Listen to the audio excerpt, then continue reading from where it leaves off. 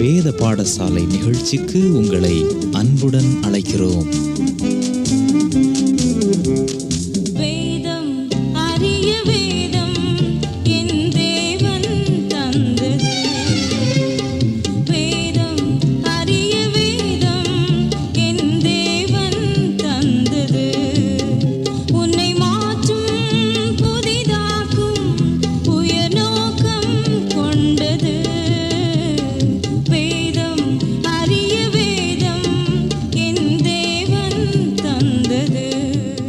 கிறிஸ்துவுக்குள் பிரியமானவர்களே, இப்போது நாம் அப்போஸ்தலனாகிய பவுல் கலாத்தியருக்கு எழுதின நிருபத்தை தியானித்துக் கொண்டிருக்கிறோம்.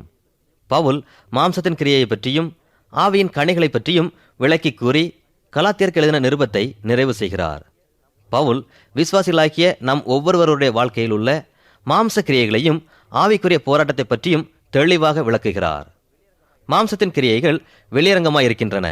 அவையாவன விபச்சாரம், வேசித்தனம், அசுத்தம், காம விகாரம், விக்கிரகாராதனை, பில்லி சூனியம், பகைகள், விரோதங்கள், வைராக்கியங்கள், கோபங்கள், சண்டைகள், பிரிவினைகள், மார்க்க பேதகங்கள், பொறாமைகள், கொலைகள், வெறிகள், களியாட்டுகள் முதலானவைகளே. இப்படிப்பட்டவைகளை செய்கிறவர்கள் தேவனுடைய ராஜ்யத்தை சுதந்திரிப்பதில்லை என்று முன்னே நான் உங்களுக்கு சொன்னது போல இப்பொழுது உங்களுக்கு சொல்லுகிறேன். ஆவியின் கனியோ அன்பு, சந்தோஷம், சமாதானம், நீடிய பொறுமை, தயவு, நற்குணம், விசுவாசம், சாந்தம், இச்சையடக்கம். இப்படிப்பட்டவைகளுக்கு விரோதமான பிரமாணம் ஒன்றுமில்லை. பவுல் கலாத்தியருக்கு சுவிசேஷத்தை பிரசங்கித்தார். ஆனால் சில யூத குருக்கள் பவுலினால் பிரசங்கிக்கப்பட்ட சுவிசேஷத்தை புரட்டி வேறொரு சுவிசேஷம் பிரசங்கித்தனர். பவுல் 1ஆம் அதிகாரத்தில் முழுமையான சுவிசேஷத்தை பிரசங்கித்தார். 2ஆம் அதிகாரத்தில் எதிரிடையான சுவிசேஷத்தை பிரசங்கித்தார். 3ஆம் அதிகாரத்தில் தொலைநோக்கு கருத்துக்களுடைய சுவிசேஷத்தை பிரசங்கித்தார். 4ஆம் அதிகாரத்தில் உருவக கதையுடைய சுவிசேஷத்தை பிரசங்கித்தார். கலாத்தியர் 5ஆம் 6ஆம் அதிகாரங்களில் சுவிசேஷத்தை விதைப்பதையும் அறுப்பதையும் பற்றி கூறுகிறார். யாக்கோபு எழுதின நிருபத்தில் யாக்கோபு நீதியின் கிரியை பற்றியும் அதன் பலனை பற்றியும் சொல்லியிருக்கிறது போல் பவுலும் இங்கே சொல்லுகிறார். நம்முடைய வாழ்க்கையை பவுல் ஒரு தோட்டத்திற்கு ஒப்பிடுகிறார். நாம் இந்த வாழ்க்கை என்னும் தோட்டத்தில் எந்த விதையை விதைக்கிறோமோ அதன் பலனைத்தான் பெறுவோம். நாம் மாம்சத்தின் விதையையோ அல்லது ஆவியின் விதையையோ விதைக்கலாம். மாம்சத்தின் விதை விதைத்தால் மாம்ச கிரியைகள் வெளிப்படும். ஆவியின் விதை விதைத்தால் கலாத்தியர் 5ஆம் அதிகாரம் 22ஆம் வசனத்தில் காணப்படுகிற ஆவியின் கனிகள் நம்மிடையே உருவாகும். பவுல் கலாத்தியர் 5ஆம் அதிகாரம் 16ஆம் வசனத்தில் பின்னும் நான் உங்களுக்கு சொல்லுகிறது என்னவென்றால் ஆவிக்கேற்றபடி நடந்து கொள்ளுங்கள், அப்பொழுது மாம்ச இச்சையை நிறைவேற்றாதிருப்பீர்கள். மாம்சம் ஆவிக்கு விரோதமாகவும் ஆவி மாம்சத்துக்கு விரோதமாகவும் இச்சிக்கிறது. நீங்கள் செய்ய வேண்டுமென்றிருக்கவில்லை செய்யாதபடிக்கு இவைகள் ஒன்றுக்கு ஒன்று விரோதமாயிருக்கிறது. ஆவியினால் நடத்தப்படுவீர்களானால் நீங்கள் நியாயப்பிரமாணத்திற்கு கீழ்ப்பட்டவர்கள் அல்ல என்று கூறுகிறார். தவறான போதனைகளுக்கு செவி கொடுக்கும் போது மாம்சத்தின் கிரியைகள் வெளியரங்கமாகின்றன.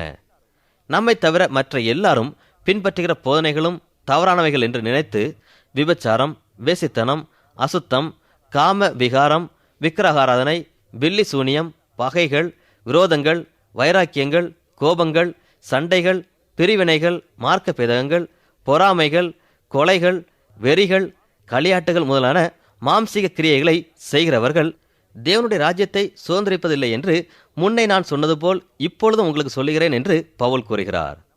பரிசுத்த ஆவியானவர் நம்முடைய வாழ்க்கையை பொறுப்பேற்று நடத்தும் போது ஆவியின் கனியான அன்பு, சந்தோஷம், சமாதானம், நீடிய பொறுமை, தயவு, நற்குணம், விசுவாசம், சாந்தம், இச்சையடக்கம் போன்ற நற்குணங்கள் நம்மிடையே நிறைந்து காணப்படும். கிறிஸ்துவுக்கு சொந்தமானவர்கள் தங்களுடைய மாம்சீக கிரியைகளை சிலுவையில் அறைந்து விடுகின்றனர்.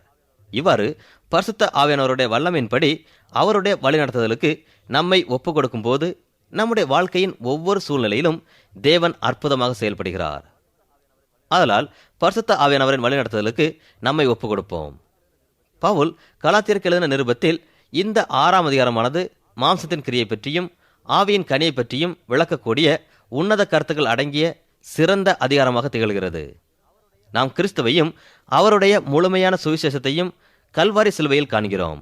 கலாத்தியர் 6ஆம் அதிகாரம் 14ஆம் வசனத்தில் நானோ நம்முடைய கர்த்தராகிய இயேசு கிறிஸ்துவின் சிலுவையை குறித்தே அல்லாமல் வேறொன்றையும் குறித்து மேன்மை பாராட்டாது இருப்பேனாக. அவரால் உலகம் எனக்கு சிலுவையில் அறையுண்டிருக்கிறது, நானும் உலகத்திற்கு சிலுவையில் அறையுண்டிருக்கிறேன் என்று பவுல் கூறுகிறார். நம் கர்த்தராகிய இயேசு கிறிஸ்துவின் சுவிசேஷத்தை அறிந்து கல்வாரி சிலுவையிலே அவரை சந்தித்து ரட்சிப்பை பெற்றுக்கொண்ட பின்னர் இருவிதமான போராட்டங்கள் நம்மிடையே ஏற்படும். நாம் விசுவாசிகளாகி பரிசுத்த ஆவியானவரை ஏற்றுக்கொண்ட பின்னரும் கூட மாம்சீக காரியத்திற்கு நாம் இடம் கொடுத்து தேவனை விட்டு வழி விலக வாய்ப்புண்டு. அல்லது நாம் ஆவிக்கேற்றபடி நடந்து ஆவியின் கனிகளை கொடுப்பதற்கும் வாய்ப்புண்டு. இந்த அதிகாரத்தின் இறுதி பகுதியில் விருத்த சேதனத்தை பற்றி கூறுகிறார்.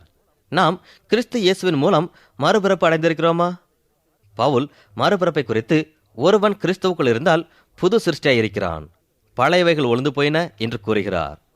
கலாத்தியரிடையே புரட்டப்பட்ட வேறொரு சுவிசேஷத்தை கூறும் மக்களுக்கு இந்த ஆழமான சத்தியத்தை தெளிவாக கூறுகிறார்.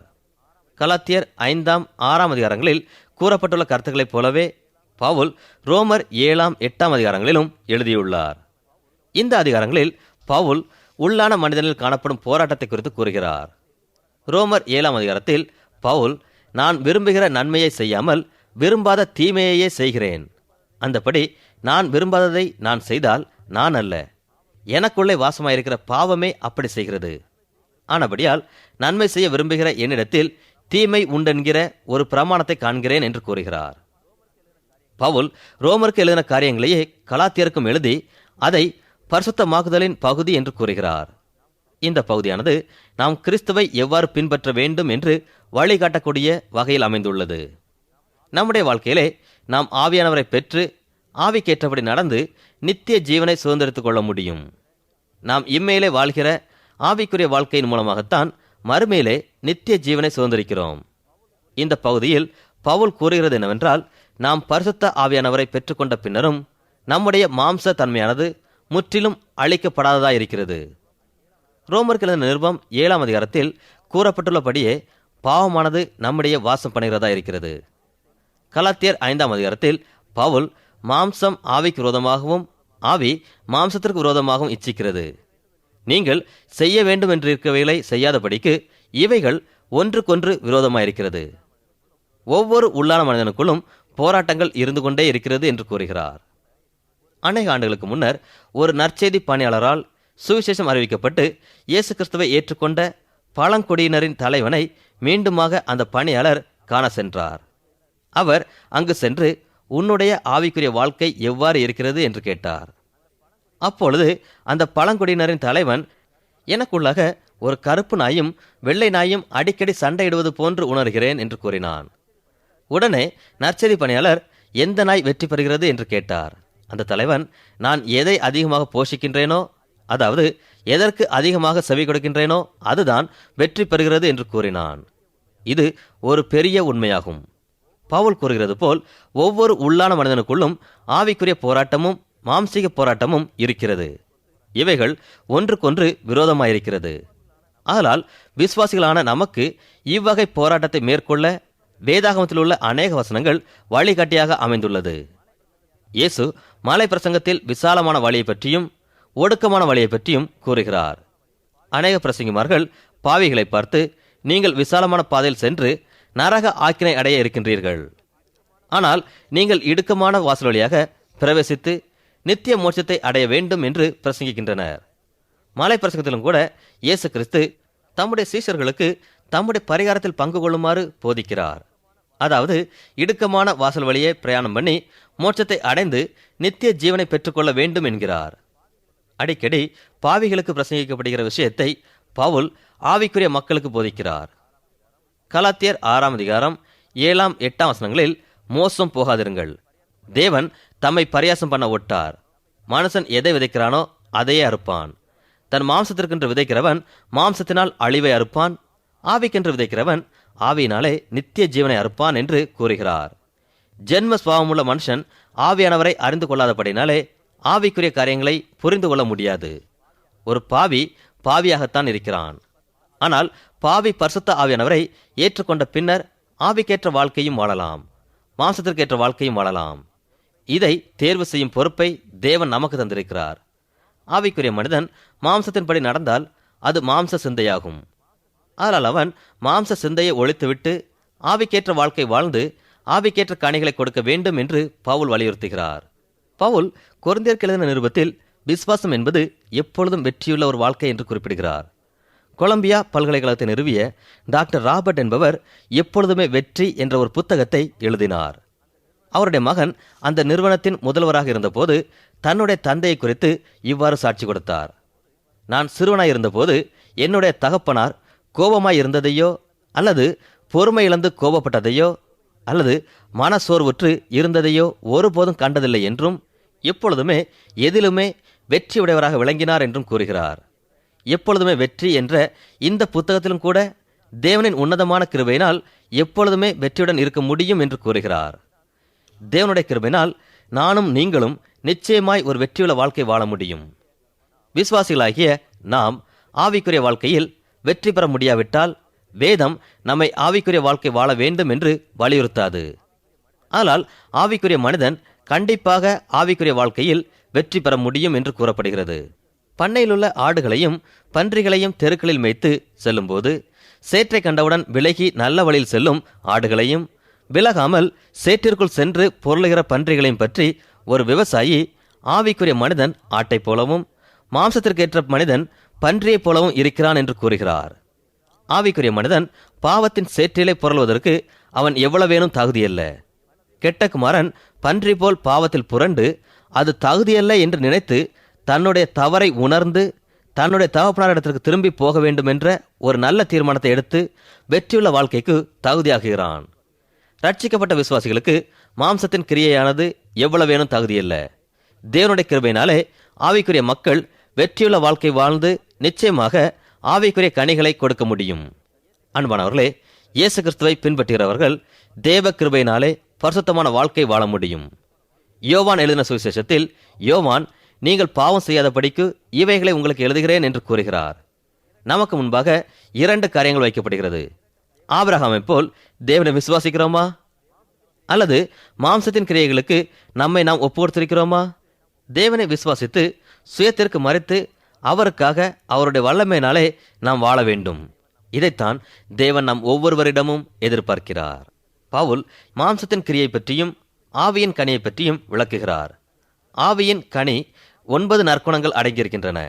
அவைகள் அன்பு, சந்தோஷம், சமாதானம், நீடிய பொறுமை, தயவு, நற்குணம், விசுவாசம், சாந்தம், இச்சையடக்கம் என்பவைகளேயாகும். இவைகளில் முதல் 3 நற்குணங்களை பற்றி முதலாவது காண்போம். அன்பு, சந்தோஷம், சமாதானம். பவுல் பொதுவாக இன்றைய உலகில் காணப்படும் அன்பை பற்றி இங்கே பேசவில்லை.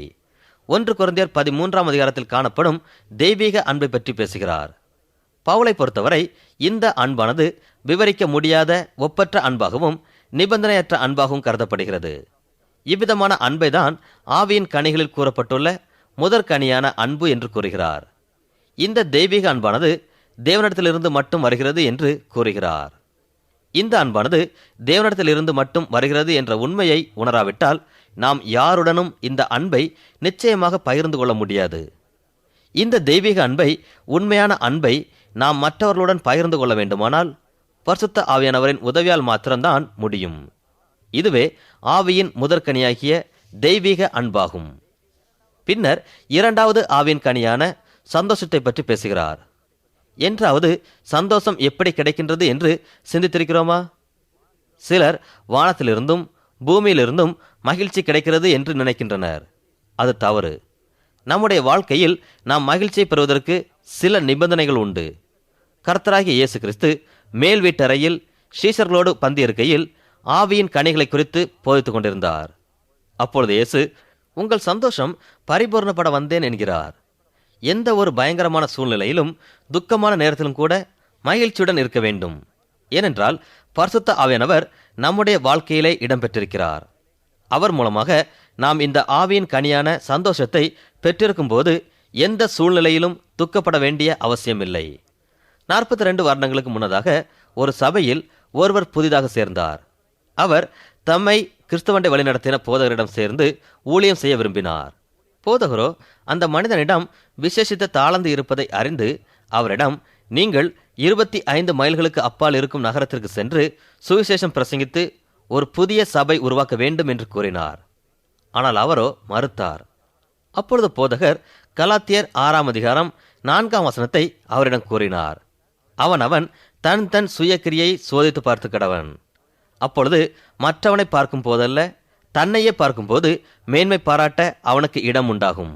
மேலும் அவரிடம் தேவன் உங்களை பயன்படுத்துகிறார் என்பதில் பெரும் மகிழ்ச்சி கொள்கிறேன் என்று கூறி 25 மைல்களுக்கு அப்பால் அவரை அனுப்பி வைத்தார். இவரால் ஆரம்பிக்கப்பட்ட சபை மிக விரைவாக வளர்ந்து பெருகியது. அநேக நாட்கள் ஒரு பலனும் கிடைக்கவில்லை. தேவன் எப்பொழுது ஆசீர்வதிக்க ஆரம்பித்தாரோ அன்றிலிருந்து மகிழ்ச்சி உண்டாயிற்று. பலன் கிடைக்க கிடைக்க மகிழ்ச்சி பெருகிற்று.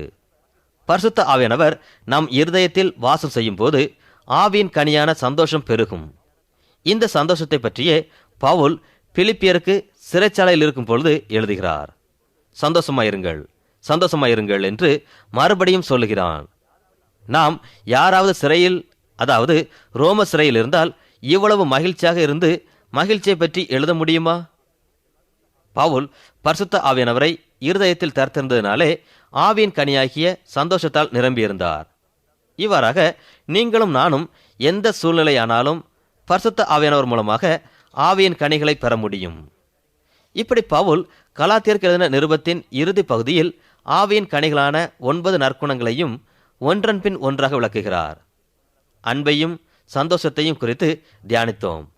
அடுத்ததாக சமாதானத்தை குறித்து தியானிப்போம்.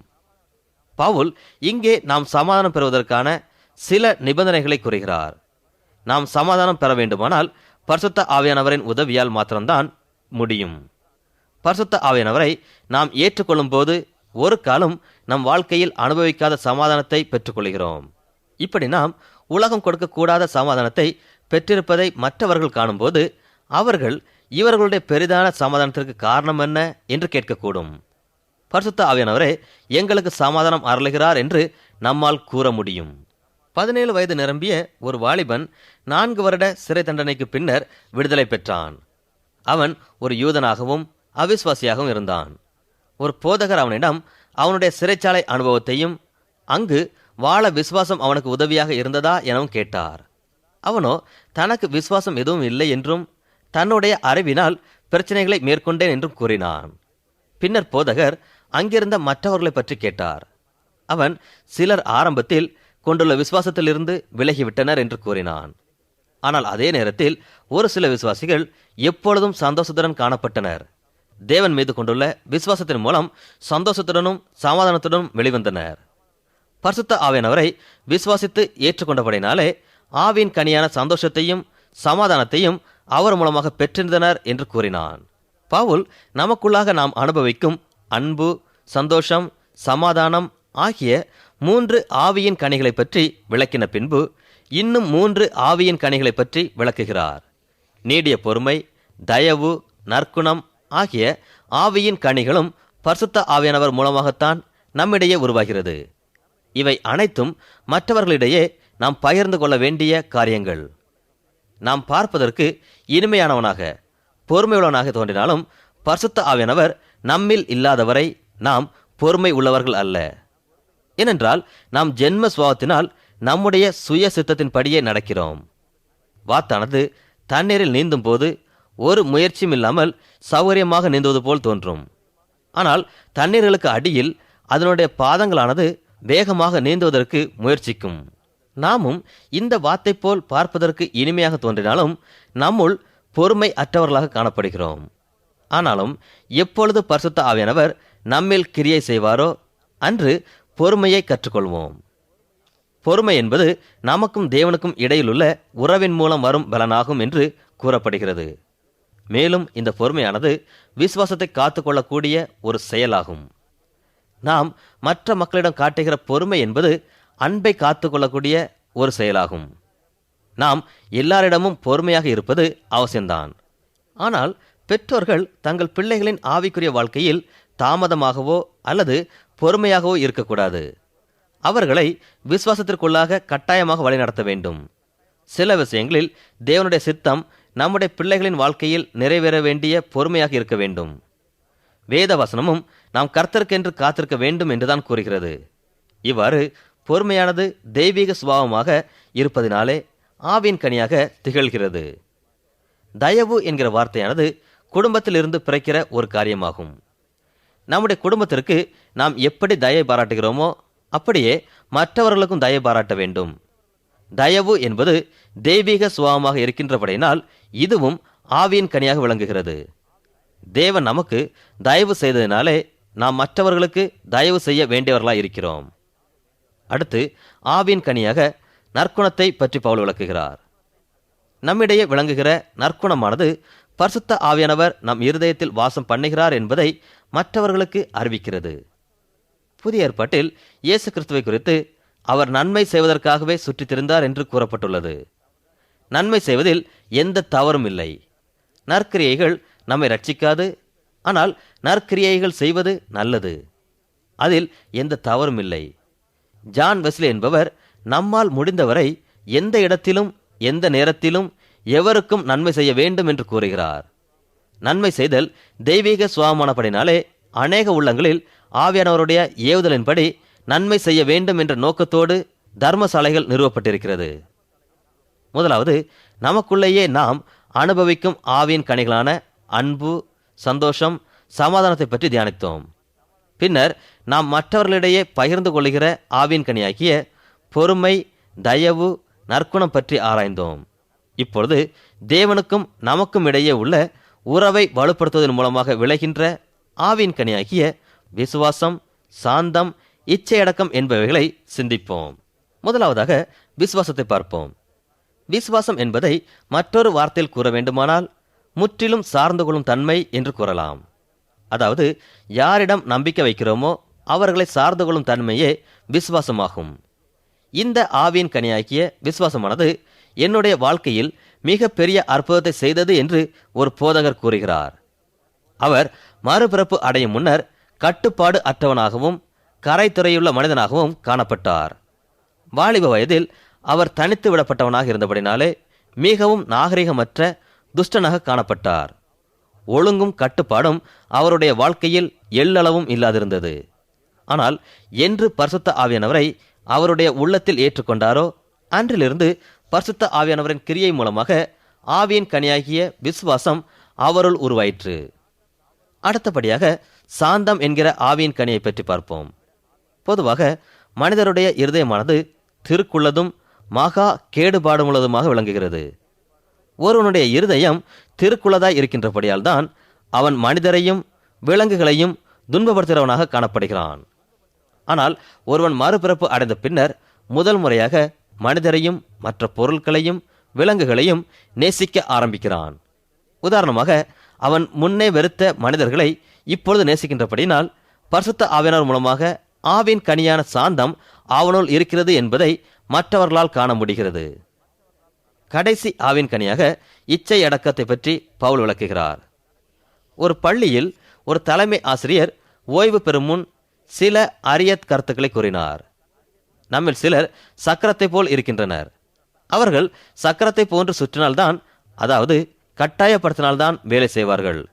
சிலர் தள்ளு வண்டியை போல் இருக்கின்றனர். அவர்களை இழுத்தால்தான் வேலை செய்வார்கள். சிலர் வானில் பறக்கும் பட்டம் போன்று இருக்கின்றனர். அவர்களை கவனிக்கவில்லை என்றால் பறந்து விடுவர். சிலர் பந்தை போல் உள்ளனர். அவர்கள் அடுத்து எங்கு உருட்டப்பட போகின்றனர் என்று தெரியாதவர்களாய் உள்ளனர். சிலர் பலூனை போல் உள்ளனர்.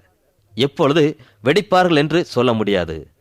இவர்களின் மத்தியிலும் சிலர் கடிகாரத்தை போன்றும் சுத்தமான தங்கம் போன்றும் மலர்ந்த முகத்தோடு எப்பொழுதும் நற்கிரியைகளை செய்து கொண்டிருக்கின்றனர். இதற்கான காரணம் என்ன? பரிசுத்த ஆவியானவரை ஏற்றுக்கொண்டபடினால்தான் என்று பவுல் கூறுகிறார். அன்பானவர்களே, பவுல் கலாத்தியருக்கு எழுதின நிருபத்தை முடிக்கும் முன்னர் நமக்காக பாடுபட்ட கல்வாரி சிலுவையிலே தன்னுடைய விலையேற பெற்ற இரத்தத்தை சிந்தின கர்த்தராகிய இயேசு கிறிஸ்துவுக்கு நம்மை முழுமையாக அர்ப்பணிக்க வேண்டும் என்று கூறுகிறார். மேலும் கலாத்தியர் 2 அதிகாரம் 20 வசனத்தில் கிறிஸ்துவுடனே கூட சிலுவையில் அறையப்பட்டேன், ஆயினும் பிழைத்திருக்கிறேன். இனி நான் அல்ல, கிறிஸ்துவே எனக்குள் பிழைத்திருக்கிறார். நாம் இப்பொழுது மாம்சத்தில் பிழைத்திருக்கிறதோ என்னில் அன்பு கூர்ந்து எனக்காக தம்மை தாமே ஒப்பு கொடுத்த தேவகுமாரனை பற்றும் விசுவாசத்தினாலே பிழைத்திருக்கிறேன் என்று கூறுகிறார். பவுல் கூறினபடியே இன்றைக்கு நாமும் கூறுவோம்.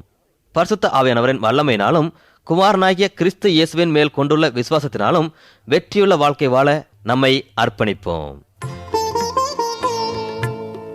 அன்பானவர்களே, இந்நிகழ்ச்சியின் மூலம் நீங்கள் அநேக நன்மைகளை பெற்றிருப்பீர்கள் என்று நாங்கள் நம்புகிறோம்.